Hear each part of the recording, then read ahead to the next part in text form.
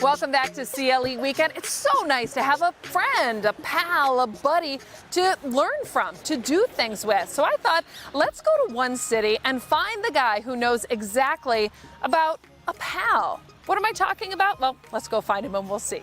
So here in Euclid, pals, it's so nice to have one, and you can have one. I'm here with actually one of the, well, let's just say the OG.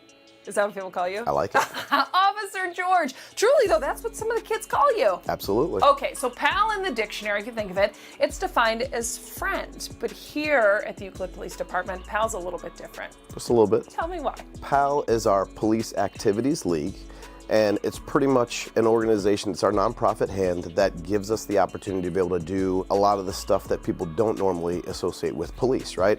Our job is to be able to build bridges between cops, kids, and the community, and that's what PAL is all about. And this is something you've been doing for a while. I know you're so passionate about this. Absolutely. So I was very fortunate. We had a lot of officers that had worked really, really hard to be able to put this together before I got in, and then I got the opportunity to be a part of it about 5 or 6 years ago when I came to our community policing unit. So it's my job to be able to make sure that we continue to move forward, because I don't want to do any discredit to those officers who worked hard to set this up before me. Looking at some of the pictures too of you with the kids, look at the smiles. As much as they benefit from this, you benefit from this too. Absolutely. This can be a very, very trying job, right? We deal with rough things every single day.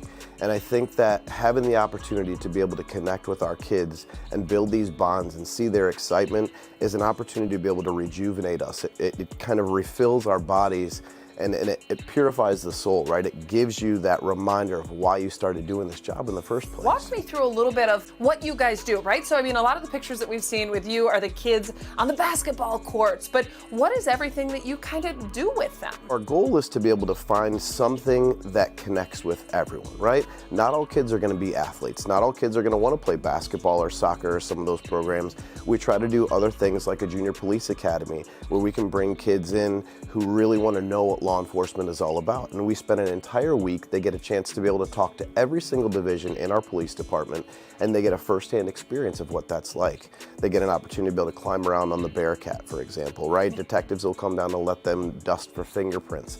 Those kinds of things to kind of stimulate their mind and help them to be able to connect and answer a lot of questions that they might have about police, because there's also a lot of false perceptions of who we are and why we do what we do. And I think that when we're able to educate them and understanding why we do what we do and how we do it, it actually clears the air and it makes them feel a whole lot better and more comfortable with our relationship. Well, and that's all about that connection, Absolutely. right? That you're building, yes, with the youth here in the community to make sure that they know police are safe. And this is a safe place.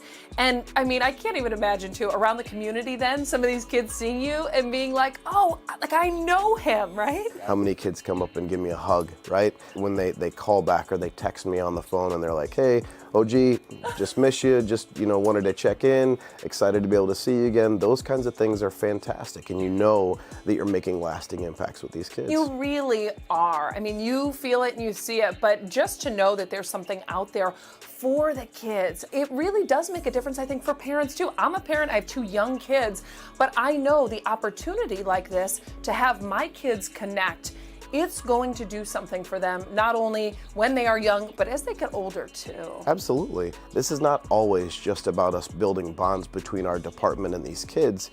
This is an opportunity for us to be able to pour into them and invest in them.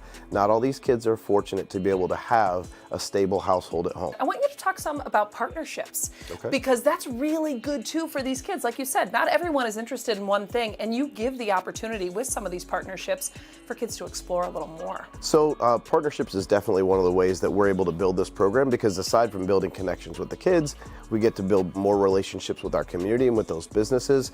Little Giants, there's a boxing program that's on 185th, which is a phenomenal place.